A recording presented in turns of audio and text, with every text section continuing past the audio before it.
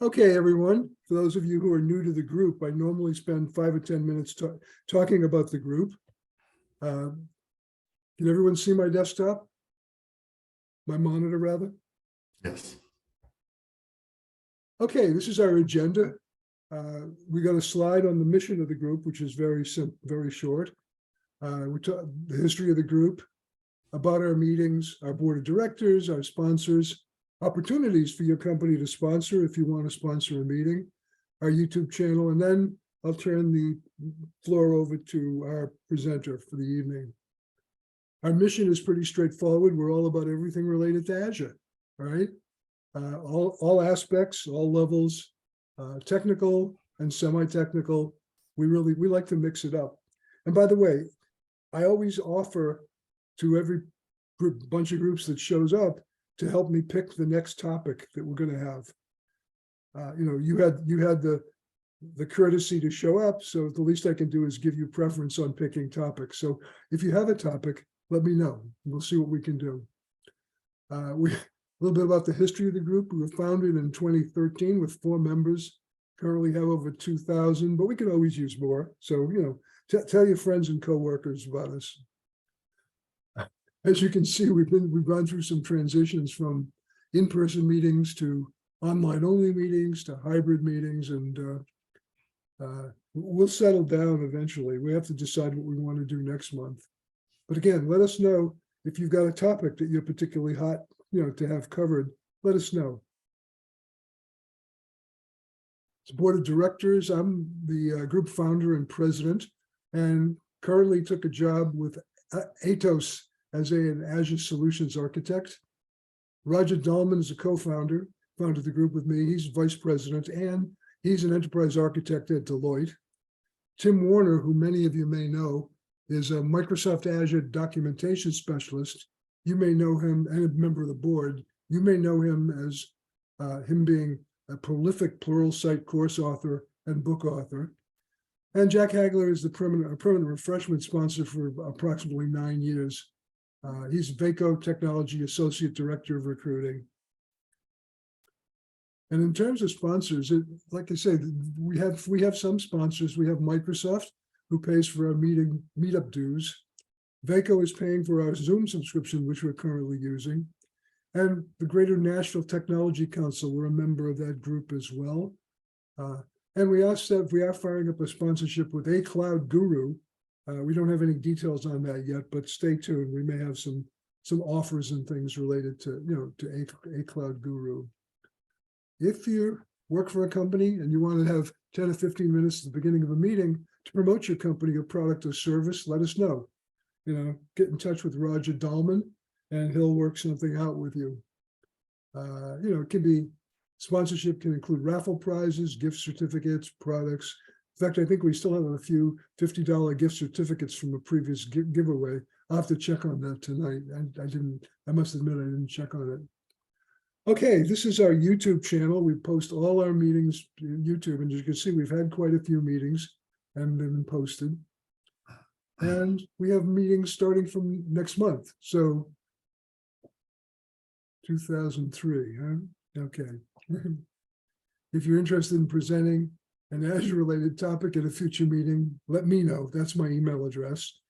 And if you know someone that we should invite to present, let us know that as well. And with that, I'm going to turn the floor over to our presenter for the evening, Joseph Kirkpatrick. Let's see if I can make you the host, okay? Let's see, make host. I'm going to give you full control. Yes. Complete power. Okay, and I will stop sharing. Am I still sharing? No.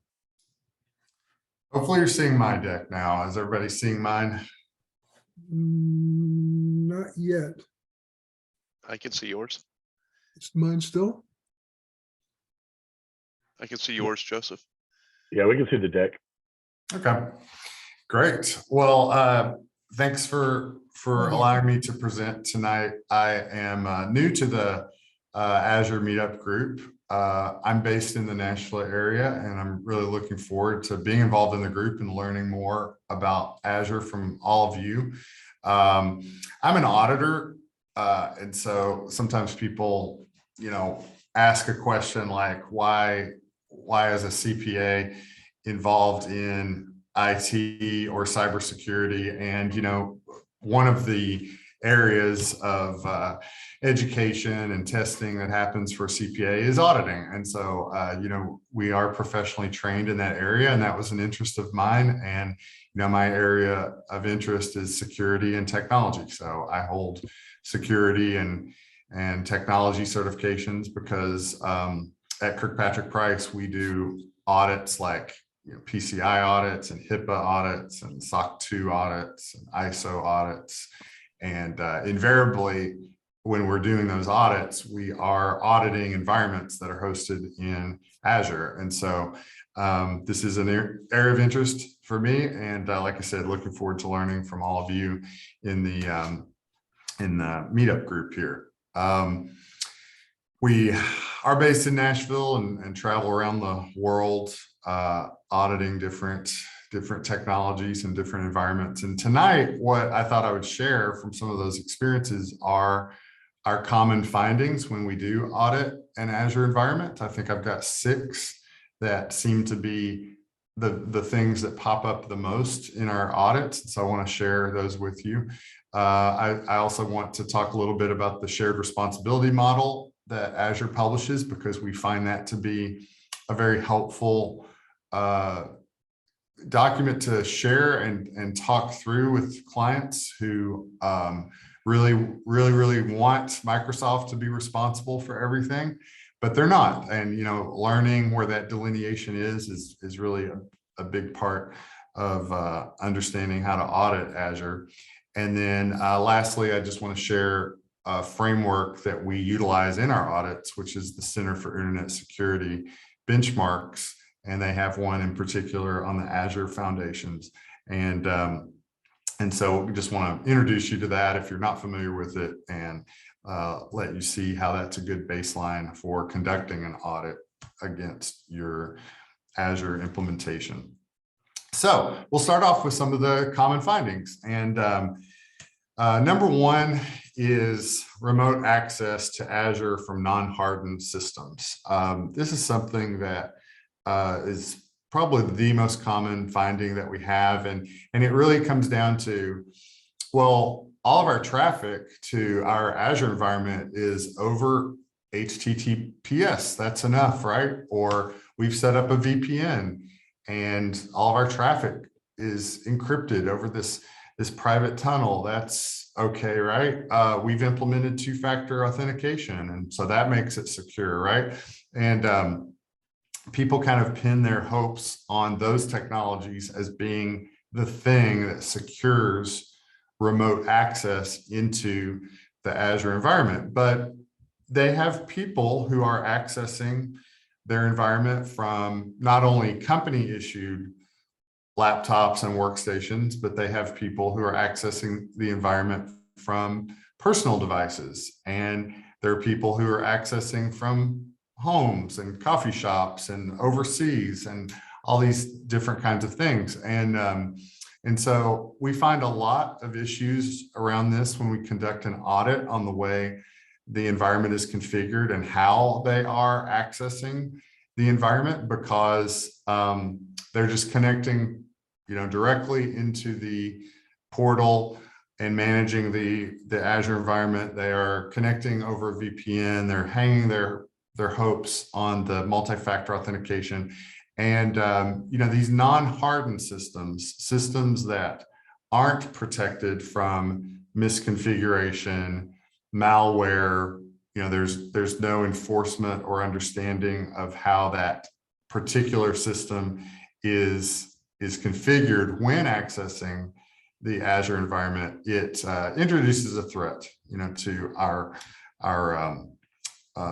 security when it comes to Azure. And so we advocate that number 1, people manage their systems, that they enforce certain requirements on systems that are going to be the administrative access. So, for developers and IT personnel who manage the Azure environment, not allowing non-hardened systems to access that environment.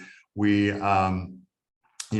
advocate for things like bastion hosts so that, the only management of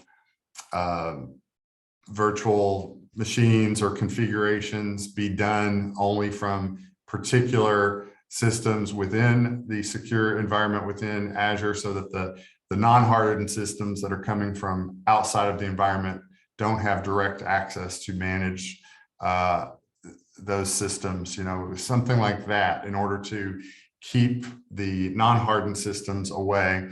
And so this is a big conversation that we have consistently with people, because people are concerned about threats, and many times this type of approach is missed because they are so interested in transport layer security being a security feature, but not really thinking about the threat that is introduced when a system connects to the environment. And so that is the first common audit finding. The second thing that is probably, second most frequent for us is just finding systems that aren't monitored, that aren't logging.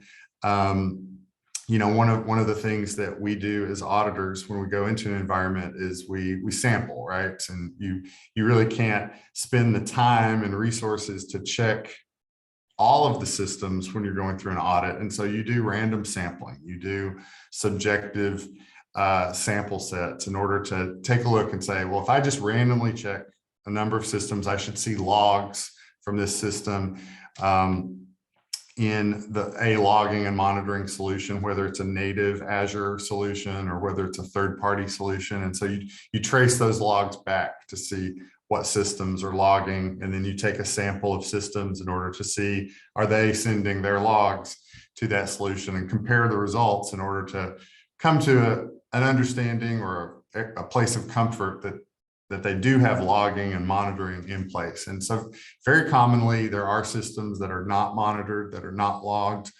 And it's because something has been spun up and there wasn't a procedure to configure the logs. Or a very common response that we get to this is, we thought those logs are there. Are you sure they're not there? And so there wasn't really a procedure to verify on a regular basis that the logs are present and working as they're supposed to.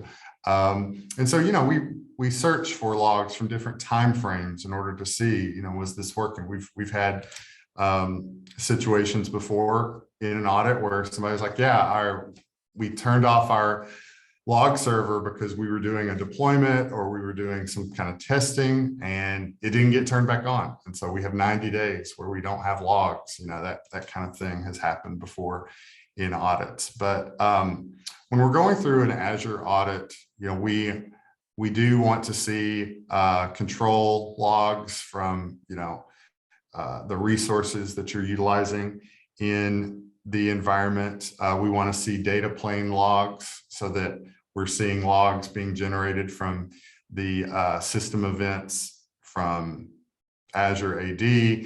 We want to see virtual machine event logs. We want to see network security group flow logs. We also want to see processed events that are logging, such as Defender logs and the log alerts that are coming from your Azure Monitor configuration that you are setting up. And so this is very common. This is hard to keep up with. It's hard to maintain. And you really do have to have a procedure to check this every now and then, to check that it's working. It's kind of like if you've got video monitoring set up in an area and you think that you're recording and storing 90 days worth of video so that you can go back and investigate issues, you want to have a procedure to check and make sure that the video isn't obstructed and the video is stored. It's the same principle that you want to apply here to verify that your logs are there. And so, just sharing a few screenshots here of the services within Azure that we check as auditors, just to give you a little insight of what we're looking for. We want to see those logs set up in Azure Monitor. They've got a nice service in Azure Log Analytics where you can filter out some of the logs and run queries in order to see the types of log information that is stored in their system. If you are in a Kubernetes environment, using the containers part here of the monitoring solution that they provide in order to have Kubernetes logs available for the audit. This is another very common miss that people have not set up. They begin using Kubernetes for their deployments and they don't set up the logs. And that's just an important area to cover. And so this is a big one. We run into this quite a bit, and this really fits in with the concept of auditing, because your systems have to be auditing themselves in order for you to have an audit. And so checking this area would be an area of big concern. Number 3 is the lack of perimeter security best practices when it comes to your Azure implementation. Again, we find a very false sense of security a lot of times from the customer when they think, well, we moved to Azure to benefit from all of the security features and functionality. Isn't this stuff on by default? And they have that false sense of security and they're not managing their implementation. And so we find a lot of times unmanaged network security groups, rules that were set up for a specific purpose that's not needed anymore, and those rules are still there, or really a lack of maturity in the rules, kind of a broad approach to allow any type of access from any location, from any, across any port. We see a lot of that in our audits. It's very common to find that because it takes thought and it takes preparation and it takes discipline to create a policy that conforms with what you want your security groups to be as far as who has access to what. And so, we don't, in a situation like that, we don't see the flow logs in Network Watcher. They're not sending those logs, they're not monitoring those things, they're not comparing what's happening in the environment against what they're expecting and validating that through those flow logs. And also the concept of intrusion detection. When there was more systems and network architecture on premise, it was very common to have a device, an appliance, a license on your Cisco firewall or whatever. And for many people, when we go through audits with them, they have not configured intrusion detection in the cloud because, again, they think, well, isn't that part of what Microsoft is doing for me? And it's not. Microsoft is protecting their environment. Yes, they're protecting the infrastructure, which we're going to talk about in the shared responsibility model here in just a second.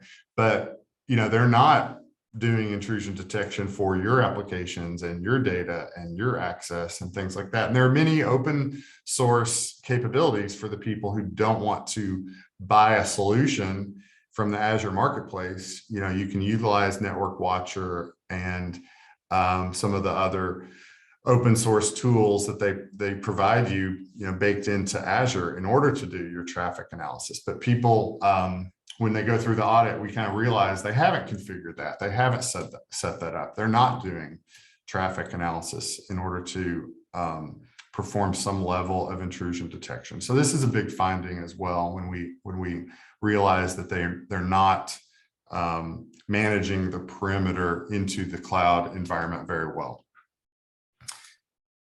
All right, then number 4 is missing critical patches. You just can't get away from this practice, when it comes to security, missing patches. I think I think it was the Verizon data breach report. I can't remember which one it was. I think it was Verizon's.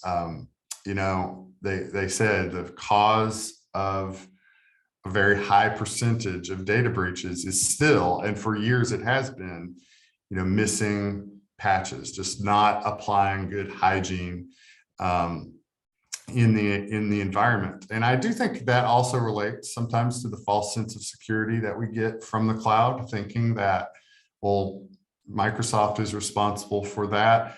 And again, at an infrastructure level, yes, but not for your applications and services that you're running. And so, you know, sometimes people take their eye off of the ball, and this is a finding in the audit that they're surprised with, that there are, you know, missing patches. And so I'm just sharing a screenshot from Microsoft of their update management solution. And, you know, it does, again, require a procedure for you to put into place to verify that you are monitoring those things and applying those things, and you have your testing process and you have your validation process to verify that you're identifying the vulnerabilities and you are applying the updates and you're testing those things in order to verify that it's there. It's a big job, but you know, things are missed, and that's why they show up in the audit findings. Number 5 is related to Azure Kubernetes Service, AKS. We find a lot of times that people have moved to that methodology, but they really don't spend the time learning how to configure it, how to manage it on an ongoing basis. You know, the Azure capabilities are so easy to turn on and start using, and sometimes people don't think about security first. You know, that comes later, when after they've had an audit or they've had a problem. And we find a lot in our audits that there is a lack of build security for how our clients are using AKS. And so conducting static analysis of image builds as they're promoted down the pipeline is important. You know, vulnerability management has to be baked into that pipeline so that you are performing that static analysis of the builds throughout the process. And again, I'm going to talk a little bit about the Center for Internet Security benchmarks. They have a specific one for Azure Kubernetes. And so utilizing that to harden your implementation of this, things like limiting access to the Kubernetes API server. You can do that by whitelisting the IP ranges that can make calls to the API server, implementing role-based access for who does have authorization to access the service. Those are things that need to be done to be hardened. Otherwise, you're surprised when you find out that some unauthorized use has either been committed or is being attempted. And one of the things that comes up quite frequently in our audit is the fact that maybe somebody will say, well, our process is, as we deploy these containers, you know, we always deploy the latest image. And so that's really our approach to vulnerability management, which is a good idea. But many times what our finding is in the audit is when there's been some update, when there's been some you know, misconfiguration here, they're actually still deploying an older image, even though to those updates, those services that they're updating, versus when they're deploying new, they're using the new image, but they haven't updated their procedure to make sure that they're calling the latest image for some of the existing things. And so people are surprised when we find an out-of-date image that has critical vulnerabilities, and that one is becoming more and more common as those environments are growing, that people are surprised that they're missing certain configurations where they are calling the incorrect image.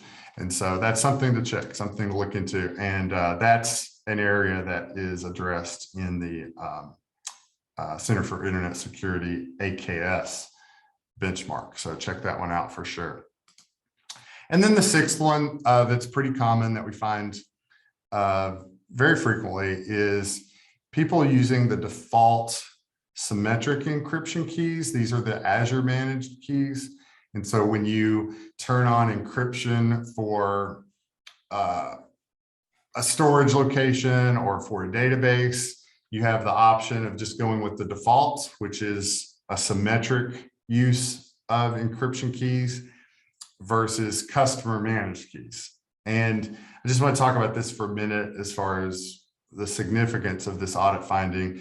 Whenever you have a user who, and this kind of goes back to finding number one about hardened systems. If you have a user who has fallen prey to a phishing attack, they lose credentials, or there's malware involved, and someone has access to your Azure environment, by default, when they log in and have access, then they have access to the decrypted information because it's the symmetric instance of encryption for those storage locations and those databases, versus taking the time to develop a key management process where you are putting into place customer managed keys.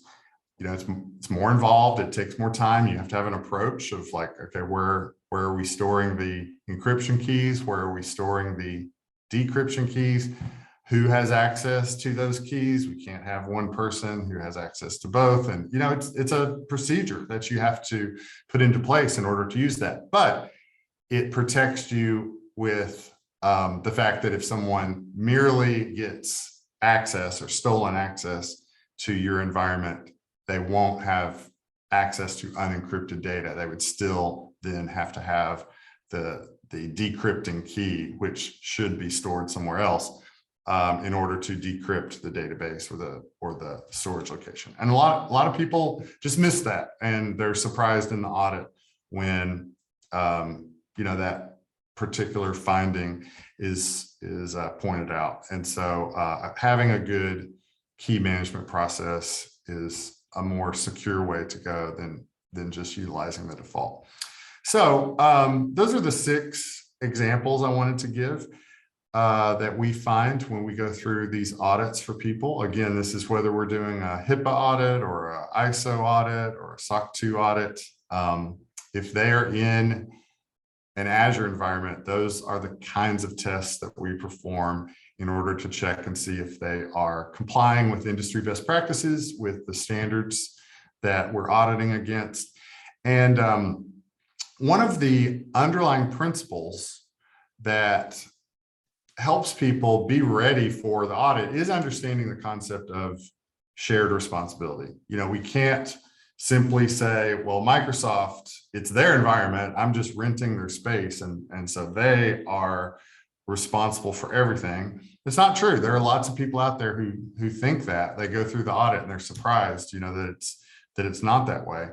I just had a client recently say they were in Azure, and they were frustrated because they were like, I thought it was all automated. I thought that they did everything. I thought that they turned on all the security features and did all that. And so he's a very kind of impulsive person. And so he canceled his Azure account and he went to Google Cloud. And so he was like, they offer everything. And I was like, it's the same thing. You have to set up the features. Like you have to use the features. They provide them to you, but it's your environment that you have to configure. So he's going to have the same disappointment, with Google Cloud. And so I think one of the underlying things to prepare for an audit and to understand, where your responsibility falls in these areas is the shared responsibility model. This is the one that Microsoft shares about Azure, and they starting at the bottom. Yes, Microsoft in a SaaS model is responsible for all the infrastructure. The physical data center, where the network is, where the hosts are, the operating systems that they provide to you to provision. Again, you've got to, make the decision about which OS you're deploying, but they provide that to you and they manage those things. They're responsible for that. But as you move up the chain and look at your responsibility as the customer, it's your information, it's your data, it's your code. it's your devices that are accessing the environment. It's your implementation of identity and access management. You have to decide who's going to have access to what. And, this model of the responsibility shifting and some areas being shared is something that you have to understand and get your arms around in order to make sure that you know that you're responsible. So like on the monitoring and the logging issue that I talked about before, getting those logs about events, who accessed it and when, security events and, the turning on monitoring for various things. You need to spend the time understanding what you are wanting to do and why, and leverage the features and services from Azure in order to accomplish that. But that is your responsibility to do that. And so it is a little bit off-putting to people to be surprised during an audit. And so don't wait until you have an audit to check those things. Really roll up your sleeves and understand your responsibility and utilize this chart as a way to explain it to management, because sometimes the IT staff or security staff understands this, but they're not getting the budget that they need for additional services and tools and capabilities because management hasn't budgeted for it because they think that this bill should cover everything. And so you can use this as a way to explain that responsibility that we have to our data and to our applications. And so how is an audit done? Like, you can't just jump into an audit and start just checking all these things randomly. I suppose some people do that to check things here and there. They develop their own checklists or whatnot. But when you're auditing against the PCI data security standard, you utilize that standard to audit against. When you are auditing for HIPAA compliance, you look at the security rule that's been published for HIPAA and you see, do I have the controls in place? Have I done a risk analysis? Have I implemented these things? Have I done training? You audit against that standard that has been published. But a lot of the standards that are out there for different audits, they will say something very generic, like implement an industry standard methodology for X, implement an industry standard approach for protecting data, for configuring systems. A lot of the standards will say something like that. And so then it's like, okay, well, what is an industry standard benchmark to compare my system against?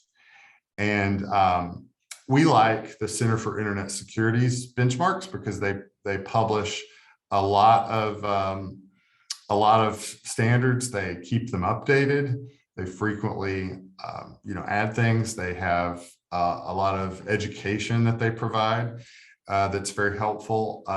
There's something called the CIS Top 18, and those are the top 18 critical controls that you should have into place. So those things are very helpful to download. They're free resources. You don't have to be a member or anything of the CIS organization to access those. And so we like that because it kind of helps people understand that this isn't our opinion. These findings that we have in this audit that we did for you, it wasn't KirkpatrickPrice who made this up or arbitrarily decided that. Like, there's this independent group that has determined that this is a industry standard. And so this is the one. And in addition to this one, the AKS benchmark is another one that you should check out. But the way it's structured is there are 10 areas within this foundation's benchmark. And so they have standards for identity and access management. You should never allow root access, for example, only in extreme situations. There's the second section, Microsoft Defender for Cloud, how that should be configured and how that should be alerting storage accounts, how that should be encrypted and again, like how you manage keys and things like that. Same thing with database services. Yeah, who do you allow people to make queries against the database, or do you only allow certain tools or sources to do queries and encryption, things like that, logging and monitoring, which I've referenced in some of the findings, what kinds of logs should be enabled. So it's a really great benchmark to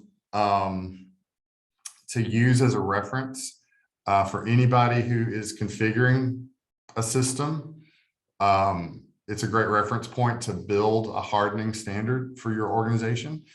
Anybody who's preparing for an audit, even if you don't know the auditor who's coming or what method they're going to use or whatever, like going through something like this to do like internal auditing, internal checking as a way of preparing, it's great for that, because it's very comprehensive. It's a little bit of stressful benchmark, because there's probably, in this one benchmark, there's probably 400 things.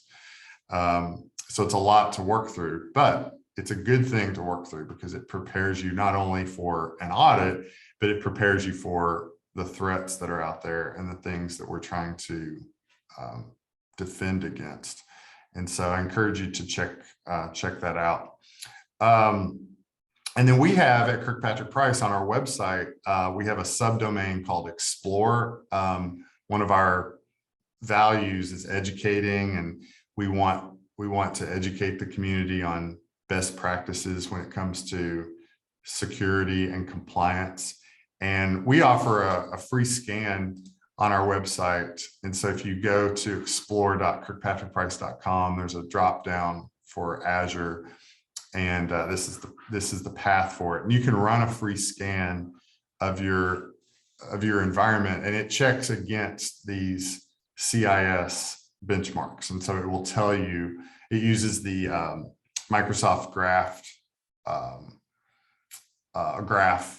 API, which is an API that they created to provide metadata to security tools, so that the security tools don't have access to your actual data. They're just looking at the configuration in your metadata in order to report on your security configuration and things like that. And that's what this scan is utilizing to do that. And you can run the scan and get a report on how your environment is configured against the CIS benchmarks, plus some additional benchmarks that we've put in there just from our own experience and knowledge. And on this page, these are a lot of our auditors who are talking about different things. They're categorized into configuration management and data security, logical access, network monitoring, and vulnerability management. And so these are free videos to watch to learn about Azure security.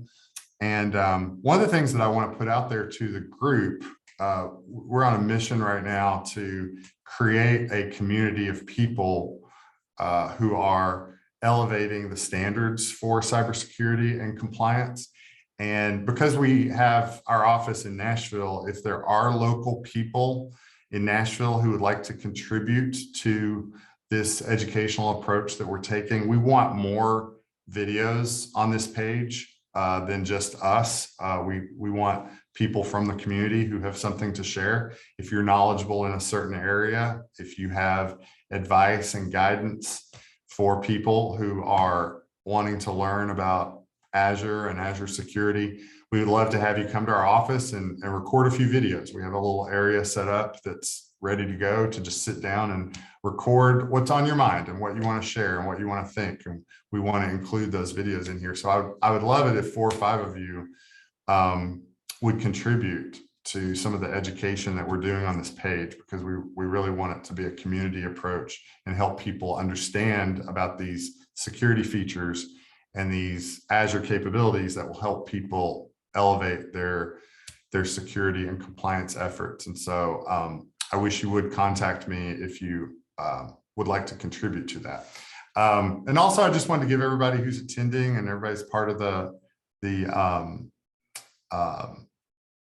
meetup group here. There's a free code that I have for you that's called, oh, it just went away, called KP client. And you have to make sure that the K and the P are capitalized.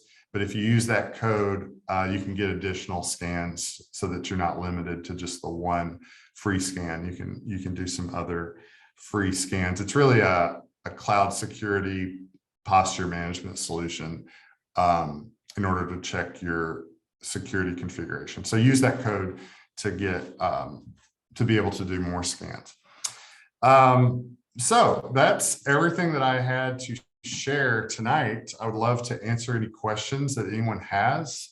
So Bill, how do you normally do it? Do you open it up to Yeah, just take a look at the chat. There's some comments and questions in the chat. Awesome. Okay. Starts with a comment. Yeah. So Memo there is saying, not only unmanaged network security groups, true firewall, the Azure firewall. Yeah, I mean, we find that. I wouldn't say that's one of our common ones, but it does happen in an audit that the Azure firewall is not enabled or they're not utilizing it, in front of the database or some of the critical services. And so that's definitely a finding that is out there. And Will is on the money. He says any always works. And so, yeah, it's a lot less trouble. And Michael Savarda has a question. He wanted to Yeah, the audio. go ahead, Michael. Hey, Joseph, thank you. This is a really good presentation. I really just had a question that somebody's been on the end of some of the vulnerability scans and auditing. I'm just curious what you think. It's not really a technical question. Do you find a lot of times that when you guys are doing these vulnerability scans and auditing, that you're handing off to the engineers, 300-400 pages worth of stuff that they need to do, and they're not really equipped to resolving them? Do you guys offer any type of help with that? Do you find that there's also like a gap there from where people are getting auditing to the engineers actually having the time and the ability to resolve them? I was just curious your thoughts on that. Yeah, that's such a great question, Michael. I think that world of like vulnerability scan results, it actually distracts us from what we should be doing as security engineers. And, it creates this compliance task to worship the, compliance report, as opposed to making some decisions that are actually based on, the security threats that we're facing as an organization. And so what I mean by that is, when a compliance standard says you have to resolve all the criticals and highs within 30 days or something like that, that's not true for everybody. You might look at the finding and realize that it's actually, while it's rated a critical vulnerability, it actually might be a low threat to you because of, whatever it is. So the whole thing about like dumping a 300-page vulnerability scan report on somebody and saying, here you go, engineer, go fix all this, and we need it done in 2 weeks, that's not smart security.